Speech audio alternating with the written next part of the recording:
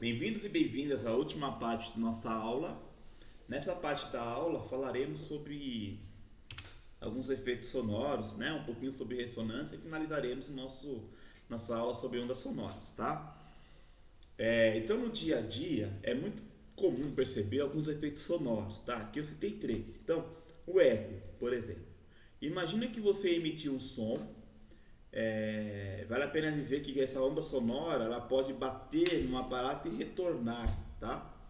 É uma possibilidade. Então, às vezes o aparato onde o som vai bater está muito distante, a ponto de você falar olá, o som ir até o aparato lá longe bater, voltar, tá? Então deu tempo de você emitir certinho o olá, teve uma pausa, bateu e voltou. Quando isso acontece, acontece o eco, tá? Então o eco é quando você emitiu uma palavra, alguma coisa e depois de um tempo que você emitiu voltou, tá? Reverberação é muito parecida com eco, só que o retorno ele é mais rápido. Então às vezes a parede está muito próxima de você e você mal falou já está voltando, tá? Isso é reverberação. É muito comum haver reverberação quando a gente toma banho, né? No banheiro, está num box fechado, tem aquele vapor de água que acaba fazendo o som ficar um pouquinho mais rápido, e tal. E a reverberação faz com que quando você cante no chuveiro, faz parecer que a sua voz é mais forte, entende? Então, enfim. Então, reverberação é outra coisa presente. E um outro um outro efeito muito presente é o efeito Doppler, né? Por meio do efeito Doppler, eu consigo perceber a fonte sonora se afastando ou se aproximando. A gente percebe o efeito Doppler sempre que a gente ouve uma ambulância ou um carro de polícia com o sirene ligado se afastando ou se aproximando, por exemplo, tá? Então esses são alguns efeitos sonoros. Depois você pode pesquisar na internet vários exemplos, tem um monte no YouTube. É bem interessante. Um tema também que é importante, ainda mais na área de biologia, é a ressonância, tá? Então assim, todo objeto, um tubo sonoro, um violão, uma corda que ele tem, uma ponte, uma mesa, ele vai possuir uma frequência natural. Deixa eu aproveitar e arrumar que saiu natura, né?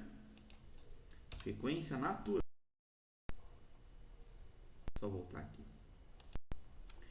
Então ele possui uma frequência natural de oscilação, tá? E se eu tiver o meu externo que consegue fazer uma onda sonora, por exemplo, que fique na mesma frequência natural daquilo, aquilo vibra e entra em ressonância, tá? Numa ressonância, se for permanecer, ele começa a vibrar cada vez mais rápido, cada vez mais forte, né? Mais forte, falei rápido, mais forte, tá bom? E aí tem um exemplo muito clássico, já que te dá, que é a ponte de Tacoma, que entrou em ressonância e acabou sendo destruída, tá? Tem vídeo na internet também, vale a pena dar uma olhada, tá? A ressonância é um fenômeno importante porque, por exemplo, né, quando você vai fazer ressonância magnética, tem a ver com esse fenômeno. É um exame médico. Né? E por falar em exames médicos, ó, no dia a dia, ainda mais de quem trabalha nessa área de saúde, né, biologia, nós temos a ultrassonografia, onde não é a onda sonora que a gente escuta, né? Lembra que o ultrassom é uma onda sonora que está acima de 20 mil Hz, mas tem a ver com tudo isso que eu estou falando para vocês. Temos o ecocardiograma com Doppler, então você acaba usando os efeitos da onda sonora, né, para fazer um outro tipo de exame. Também é muito comum, ainda mais para quem vai treinar cachorro, por exemplo, as pessoas usam um apito que só o animal escuta, né? Então, se já não estudar, vocês vão acabar estudando alguns animais que conseguem ouvir sons que o ser humano não escuta. Por quê? Porque pode ser um som que é um ultrassom ou é um infrassom, que está acima de 20 mil Hz ou abaixo de 20 Hz, né? Tem a ver com tudo isso que a gente está falando. E uma coisa também que vocês podem ter estranhado a ausência, né? Quando eu falei de intensidade sonora lá atrás, eu falei que a intensidade sonora é medida em watts por metro quadrado. Só que quando a gente fala em nível sonoro, a gente não costuma usar, você está ouvindo tantos watts por metro quadrado. A gente fala decibéis, né?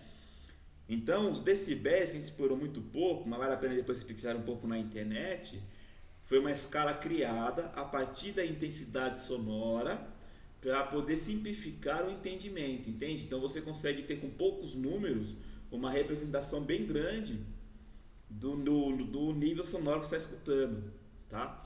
Aí a partir desses decibéis você pode ver se vai causar algum problema, se não vai, por aí vai. Aqui eu estou finalizando a minha parte sobre onda sonora, gente. Espero que você tenha aprendido bastante e até a próxima.